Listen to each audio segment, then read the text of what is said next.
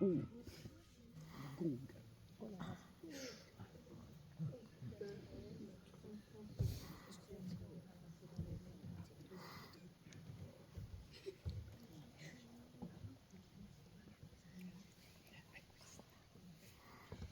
l'avez vu, Frédégonde est tout de suite soupçonnée lors du meurtre de Gelswint, car Brunehaut crie vengeance pour la mort de sa sœur. Vengeance! Le roi d'Austrasie déclenche sa fureur sur la Neustrie. Il porte plainte au nom de la Fède. C'est une loi qui autorise la vengeance privée entre deux familles. Concrètement, un meurtre dans une famille peut engendrer le meurtre de n'importe quel autre membre de l'autre famille. Une sorte de vendetta, si vous préférez, mais échelle royale.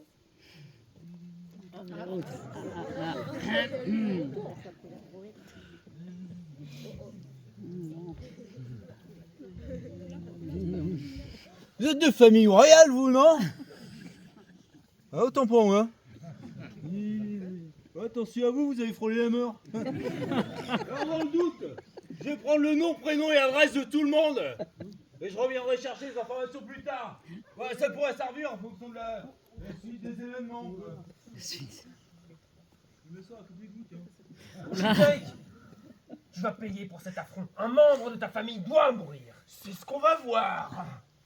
C'est peut-être pas nécessaire d'en arriver jusque-là. Ah oui, et comment ça? Je propose une compensation financière à la place d'une vie. Oh non! Bouh! Remboursez! On veut du sang! Arrache-lui les tripes! Enfin, mon frère, crois-tu vraiment que je fasse cela pour de l'argent? Hein? Pour Brunehaut, la vie de Gelswint vaut bien plus que de l'argent. Et si les villes de Bordeaux, Limoges et Cahors t'en revenaient en plus Ah oui. Après tout, Gelswint les avait offert en mariage à Chilpéric. Avec sa mort, ces villes peuvent revenir à sa sœur, Ouais. non? Oui, oui. Ah oui, voilà qui est très intéressant. Oh, j'accepte. Très bien. Chilpéric, tu veux que je rajoute des villes en plus, hein? Chilpéric, allez. Bon, d'accord, j'accepte. Qu'est-ce qu'on peut faire comme temps? Bien. Dégonflé!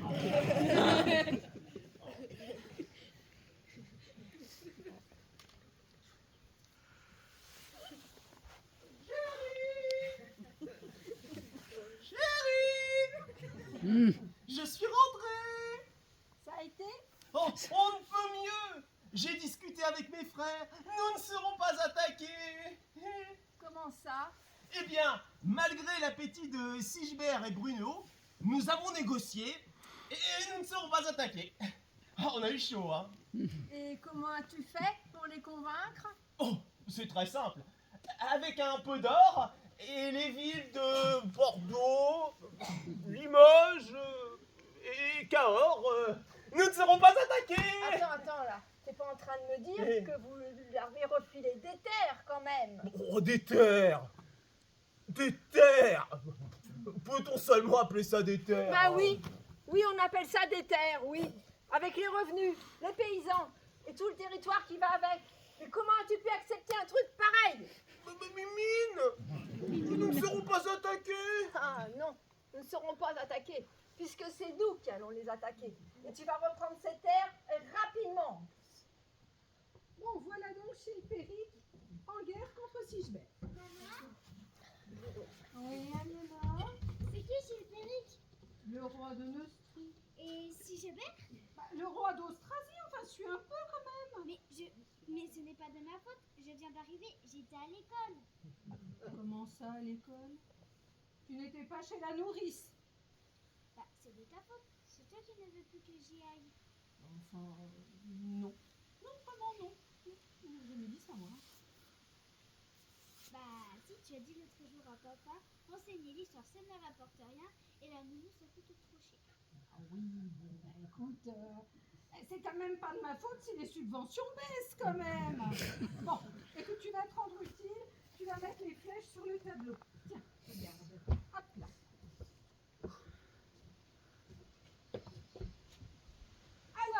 Supposez donc que Chilpéric est en guerre contre Sigebert. Chilpéric et ses fils luttent pour prendre Poitiers, Tours et Bordeaux. Sigebert fait venir des mercenaires germains grâce à Brunehaut. Quant à Gontran, il préfère rester neutre car il lutte contre les Lombards. Bon. Chilpéric arrive à avancer jusqu'à Reims, la capitale d'Austrasie. Mais c'est sans compter sur l'attaque fulgurante de Sigebert qui oblige Chilpéric à revenir à Tournai. Tournai. Bon, toutes les villes de Neustrie sauf Rouen se rallient à Sigebert. Est-ce que quelqu'un a retenu quelque chose? Vous n'avez rien retenu? Moi non plus, c'est normal, c'est beaucoup trop compliqué. Alors écoutez, voyons la suite. De toute façon, je n'avais plus de flèches. Eh ben voilà.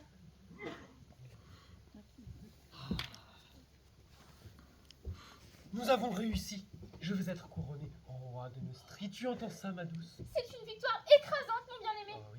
Mais méfie-toi, la tête de Chilpéric n'est pas encore tombée. Oh, ce n'est qu'une question de temps. Allez, je pars pour Rouen. Au passage, je me fais couronner roi de Neustrie à Soissons.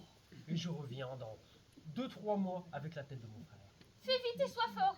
Je veux la tête de Chilpéric, mais surtout de sa femme, l'usurpatrice Frédégonde, qui a tué ma sœur. C'est comme si c'était fait. Allez, changement de programme, mon bonhomme. Allez, où est-où elle?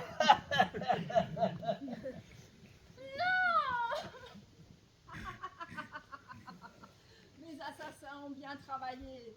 Sigebert n'est plus. Il est temps de reprendre nos terres. Garde! Emparez-vous de Brunehaut. Qu'elle soit jetée en prison à Rouen.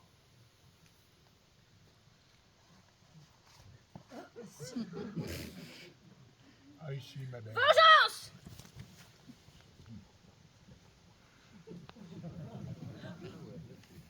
Vous pensez l'histoire terminée?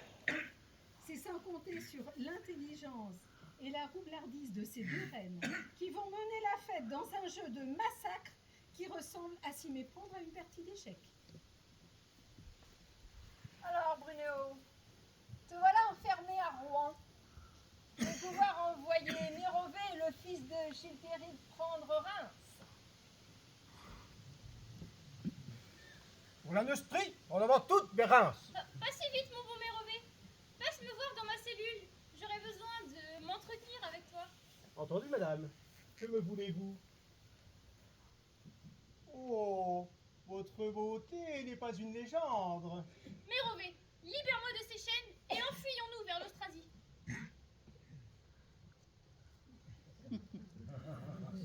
Trahison! Trahison!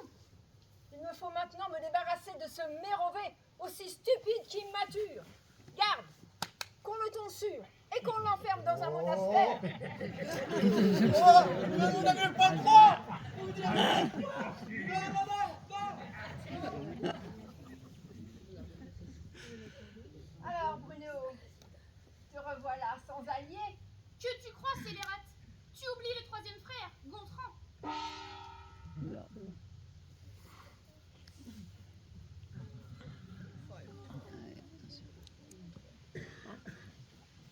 Mais qu'est-ce que ce mou de roi de Burgondie vient faire dans cette histoire? Chère Frédégonde, votre attitude ainsi que celle de votre mari est devenue insupportable. Je déclare donc la guerre à Chilpéric. Quoi? De plus, n'ayant pas d'héritier, j'annonce officiellement adopter Childebert II, le fils de Sigebert et Brunehaut.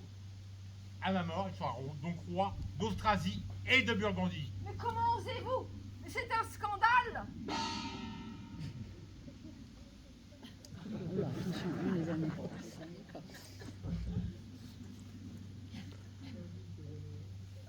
Il est l'heure de contre-attaquer. Gontran faiblit Chilpéric. Il est temps d'envahir la Burgondie. Chilpéric! Chilpéric! Chilpéric! Le correspondant que vous cherchez à joindre n'est pas disponible actuellement. Je vous conseille de réitérer votre appel plus tard. Ou pas d'ailleurs.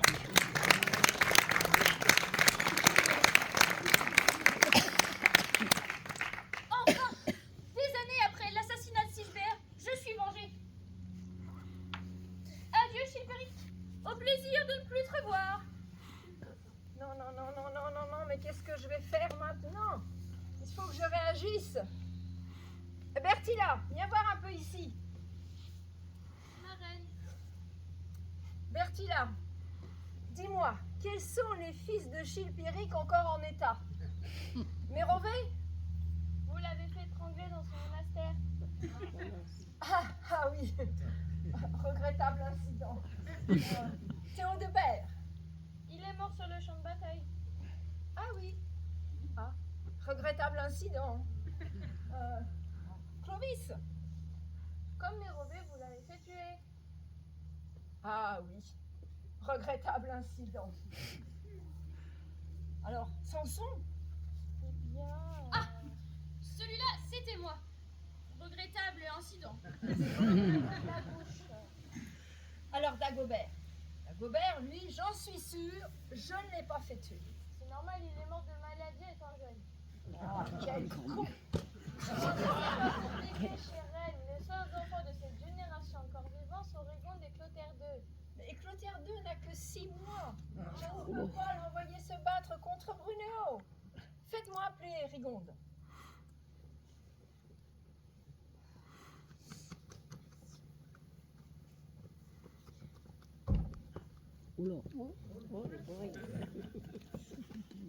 Salut, maman. Désolée, avec l'Austrasie, tu rime.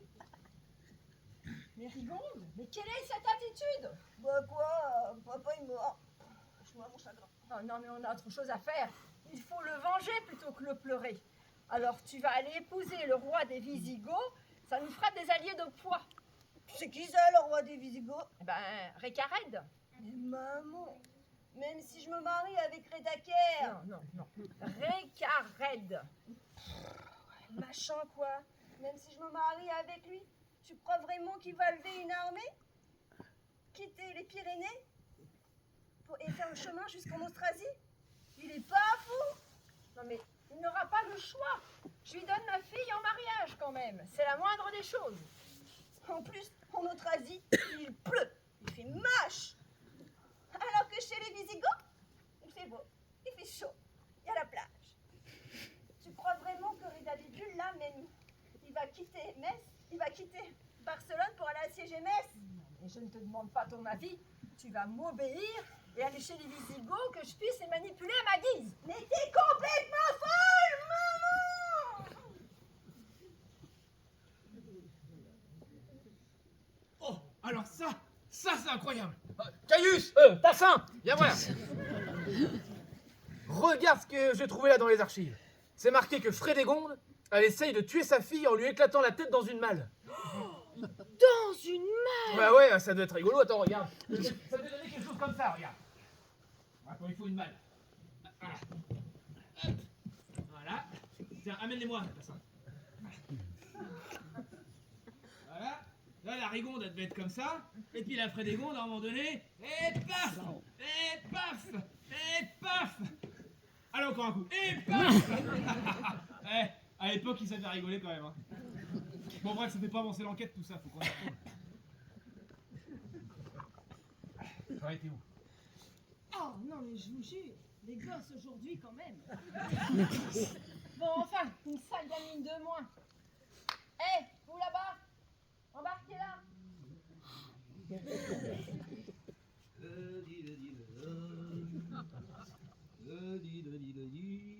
Oh, oh là, elle est pas belle à voir. En même temps, c'est pas pire qu'avant. Oh, eh, mais c'est qu'elle est pas morte, hein, vous avez pas fini le travail. Ah bon? Je ne veux pas. Non, bah tant pis. Je vais la faire enfermer dans un monastère. Garde. Emmenez-la.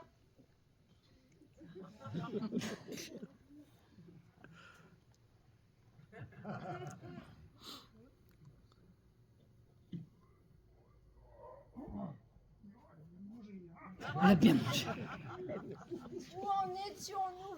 Ah oui, mon petit dernier, Clotaire. Mesdames, laissez-moi vous proposer un compromis. Nous sommes en 587. Vos maris respectifs sont décédés. Et vos royaumes sont ruinés par des années de Fed. Le cours de la Fed a baissé? Mais qu'en est-il du CAC 40? Le 4 Frédégonde, je me propose de devenir le régent de Clotaire, jusqu'à sa majorité. Quant à toi, Bruno, je sais que ton fils, Childebert II, aspire à la paix. Réglons ça autour d'un traité. Le traité d'Andelot signe une trêve entre les trois royaumes francs. La paix s'installe en 587. Mais avançons de quelques années et bienvenue en 592.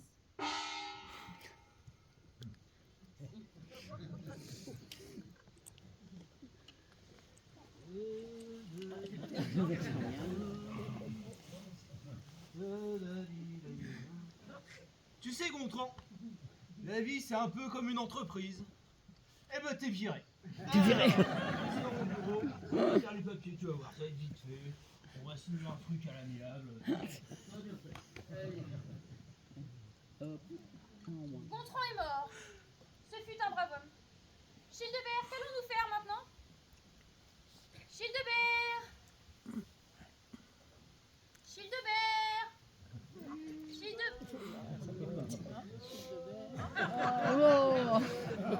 Eh, j'ai demandé une prime de surmenage moi pour tout ça.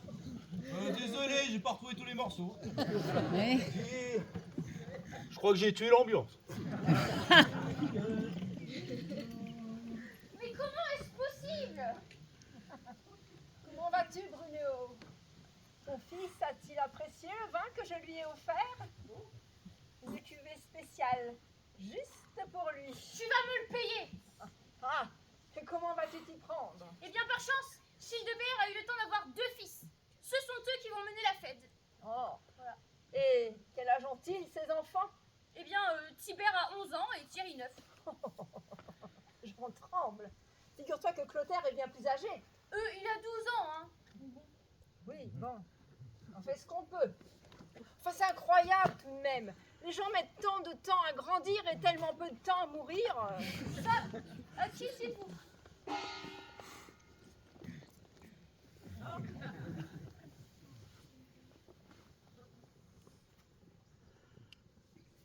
Bon. Eh bien, cette fois, je crois que c'est à moi de jouer. Je crois que...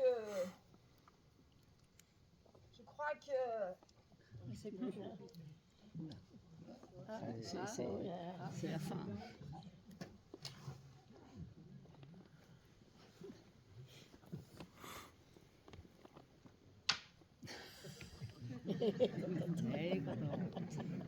Mais quel coup de maître, Bruno!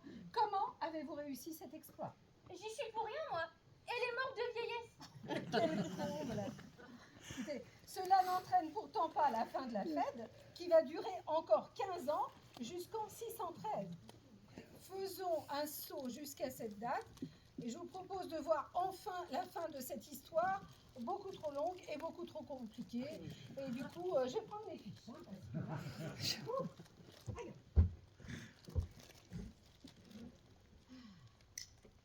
Voilà. Bon, on en était à Clotaire qui se bat contre Tibère et Thierry. Ouh là là, non, attendez. Je lis ici que Tibère et Thierry se font la guerre entre eux. Oui, bah ça va, je vieillis moi aussi. Hein. Ça devient moins facile de manipuler tout le monde. Je note toutefois que les deux frères meurent tous les deux à seulement 25 ans. Oh là là! C'était vraiment pas des flèches. Cela vous met dans une position bien délicate, madame. Avez-vous un dernier pion à jouer? Mérové, le fils de Tibère. Donc, votre arrière-petit-fils. Exactement. Bon, il n'a que 2 ans, mais je suis sûre qu'il pourrait... Tes mauvais tours sont terminés, Bruno. Clotaire! Mesdames et messieurs, mais que de retournement de situation! Clotaire II, le fils de Frédégonde! Ton royaume est vaincu. Toute ta famille est décimée. C'est la fin, Bruno. Ce n'est pas possible. Grâce à moi, la Neustrie, l'Austrasie, la Burgondie sont de nouveau réunis. Il est maintenant temps que tu payes pour toutes tes intrigues et meurtres. Je t'en prie, sois Clément. Bah, je ne m'appelle pas Clément. Je m'appelle Clotaire.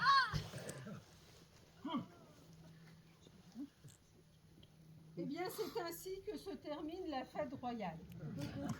Alors, vous allez me dire, quel est le rapport avec le petit morceau de corps brûlé du début? Je suis sûre que vous l'aviez oublié. Non? Vous l'aviez Cousine oublié? Cousine, nous avons nos réponses. Nous avons le rapport entre le morceau de corps calciné et la citation en latin. Ce n'était pas facile. Nous avons dû nous adapter.